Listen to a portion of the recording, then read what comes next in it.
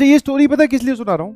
Because ये मेरे कोटा वाले मूवमेंट्स में या कोटा वाले 2 सालों में या 3 सालों में, हाँ, तो जो टर्निंग पॉइंट था ना, जहां पे एक झटका इंसान को महसूस होता है, वो वाला ये स्टोरी है। समझ में आया?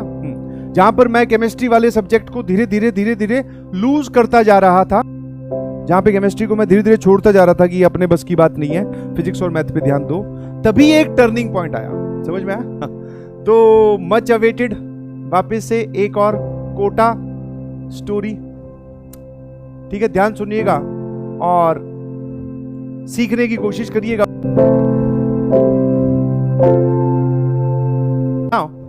ये उन दिनों की बात है जब हम लोग प्रिपरेशन कर रहे थे और मैं केमिस्ट्री वाले सब्जेक्ट में अपना जो इंटरेस्ट है वो धीरे धीरे लूज करता जा रहा था।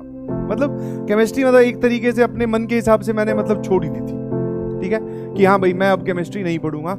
12th के मिड की बात है, 11th में केमिस्ट्री थोड़ी गड़बड़ चली और 12th की शुरुआत से ही मैं केमिस्ट्री को इग्नोर करता हुआ चल रहा था। 12th के मिड में मतलब वो टाइम आ चुका था कि जब मैं अब केमिस्ट्री क्विट करने ही वाला था 1 या 2 लेक्चर के बाद। क्विट मतलब कि वहां पर फिर उसकी क्लासेस बंद कर देंगे अटेंड करना। इतने में क्या हुआ, एक दिन की बात, और हमारे जो केमिस्ट्री वाले सर थे ऑर्गेनिक के, तो उनका एक रूल हमेशा फिक्स था, दैट इज कि जब आप क्लास में आओ तो आप होमवर्क जरूर करके आओ। और डेली बेसिस का जो होमवर्क होता था दैट इज डीपीपी। ठीक है, जैसे मान लो आज आपको जो पढ़ाया उसकी आपको डीपीपी मिलेगी प्रिंटेड, जाते वक्त घर लेके जाइए। आते वक्त जब आप कल वापस आओगे या नेक्स्ट लेक्चर में जब भी आओगे तो वो डीपीपी आपके पास होनी चाहिए और उसका सॉल्यूशन आपने किया हुआ होना चाहिए। मतलब आप ट्राई करो सारे क्वेश्चंस। ठीक है, आप सारे क्वेश्चंस क्या करोगे? ट्राई करोगे। ठीक है, तो वही हुआ। पहले दिन डीपीपी मिली, हम उठा के घर ले गए। केमिस्ट्री की वैसे कहाँ डीपीपी कौन, मैं तो नहीं सॉल्व करता था ऑब्वियसली, क्योंकि उसमें इंटरेस्ट नहीं था, पढ़ाई ढंग से कर नहीं रहे थे। समझ में आया? तो अगले दिन मैं आया और मैं क्या हुआ, वो केमिस्ट्री की डीपीपी घर भूल गया। मेरे को वो याद नहीं रही, बट हाँ उसके बाद में फिजिक्स की क्लास थी तो फिजिक्स की डीपीपी मैं लेके आया था बिकॉज उसका काम अपना कंप्लीट था। तो वहां पर क्या है, ऐसे बहुत सारे बच्चे बैठते हैं तो मैं पीछे जाके कहीं बैठा। अब वो जो सर थे ना वो बड़े खतरनाक टाइप के थे, वो पहचान लेते थे फेस एक्सप्रेशन से या कहीं से भी। फेस एक्सप्रेशन तो बोलना बहुत गलत हो जाएगा बिकॉज 300 लोग बैठे, पिछले वाले का तो फेस भी ढंग से नहीं दिखता, पर वो फिर भी पहचान लेते थे कि कौन काम करके आया है कौन नहीं करके आया। उन्होंने 2-3 सवाल डिस्कस करने स्टार्ट किए, चौथे 5वें सवाल पे आए होंगे, इतने वो मुझे बोलते हैं पीछे से उठाकर, बोले हाँ वो जो कॉर्नर वाले चश्मे वाले भैया हैं वो खड़े हो जाओ। हाँ, केमिस्ट्री क्लास में अपन पीछे ही बैठते थे। तो मैंने खड़ा हो गया, बोले कि डीपीपी लेके आए हो? अब घबराहट में मैंने क्या किया, हाँ सर मैं लेके आया हूँ। बोले दिखाओ। तो मैंने क्या किया, फिजिक्स की हीरो बनते हुए, शाना बोलते हैं जिसको, शाना बनते हुए फिजिक्स की डीपीपी निकाली, उठाकर ऐसे दिखा दी। उन्होंने मुझे बोला बैठ जाओ। तो मैं क्या, बच गए, बहुत बढ़िया। देखा चाचा चौधरी वाला दिमाग, बच गए। फिजिक्स की डीपीपी दिखा दी और सब लोग इधर जो अपने बोलते ना पीछे बैक बेंचर्स का जो माहौल होता है वो सब लोग वाह वाह ही कर रहे हैं। बोले वाह यार तूने सही टोपी पहनाई है। मैं कहा हाँ ठीक है, अब आगे देखो, चलो पढ़ाई करो। इतने में थोड़ी देर बाद में वो चौथे 5वें क्वेश्चन पे थे, फिर आगे 8वें 9वें मतलब 8वें 9वें क्वेश्चन पे आगे डिस्कशन में। फिर मेरे को बोलते हैं वो चश्मे वाले भैया वापस से खड़े हो। मैं हो गया खड़ा। बोले एक बात बताओ, ये ऑर्गेनिक में वेज कब से आने लग गया? वेज, वेज समझते हो ना? कि ये ऑर्गेनिक में ये वाले सवाल कब से आने लग गए? और जैसे ही उन्होंने ये बोला, क्योंकि शायद उनको ये दिख गया था, बट वो दिखना भी असंभव है, पता नहीं कैसे उन्होंने पहचाना।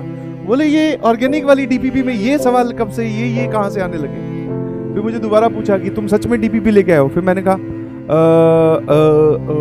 ऐसे कर रहा था। बोले आ जाओ, आगे आ जाओ। ठीक है, हाँ फिर वही, वहां पे तो ऑब्वियसली बेइज्जती ही होती है, क्योंकि बेइज्जती जब होगी तभी तो आपके अंदर कुछ चीजें छिड़ेगी, और छिड़ेगी तभी तो तुम कुछ बदलाव करोगे। तो जम के बेइज्जती। हाँ बोलेगी ये देख लो टीचर को बेवकूफ बना रहे हैं, अपने आप को हीरो समझ रहे हैं, आता जाता इनको कुछ है नहीं। फिर उन्होंने मुझे एक टास्क दिया, बोले कि अगले आने वाले दिनों में ना बाकी किसी की डीपीपी चेक करूं ना करूं, तेरी जरूर चेक करूं। मैंने कहा अब फंस गए। ठीक है, अब फंस गए बिकॉज आप एब्सेंट हो नहीं सकते, बिकॉज टीचर की सीधी रडार में आप हो।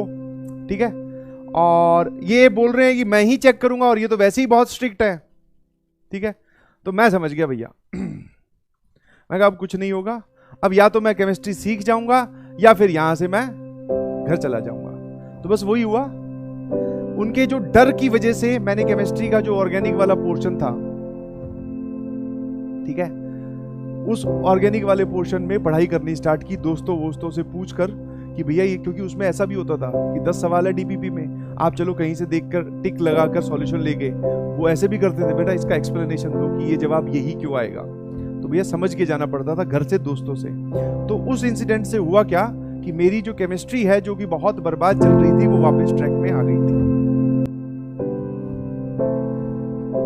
थोड़ी सी बेइज्जती हुई, थोड़ा उन्होंने डांटा, मतलब और भी बहुत सारी बातें बोली कि तुम फिजिक्स मैथ्स पढ़ रहे हो, केमिस्ट्री पढ़ने में तुम्हारी क्या जा रहा है, अगर केमिस्ट्री पढ़ लोगे तो रैंक आ जाएगी। बहुत सारी बातें उन्होंने बोली, जिसमें से मेरे में एक पॉजिटिव चेंज आया कि भैया आप पढ़ना पड़ेगा, बिकॉज मेरा काम चेक होगा। नाउ यहां पर मैं आप सभी लोगों का काम तो चेक नहीं कर सकता हूं, मैं आप सभी लोगों का काम तो चेक नहीं कर सकता हूं, बट हाँ इतनी सी एक चीज बोल सकता हूं कि भैया अगर आप किसी सब्जेक्ट को छोड़ रहे हो, आपको पता चल जाएगा अपने आप की वो कौन सा सब्जेक्ट है, या फिजिक्स या केमिस्ट्री या मैथ्स, ठीक है, कि इससे हम दूरी बना रहे हैं, तो समझ जाइएगा कि आपको उसी सब्जेक्ट के लिए उसी चैप्टर में ज्यादा मेहनत करनी है।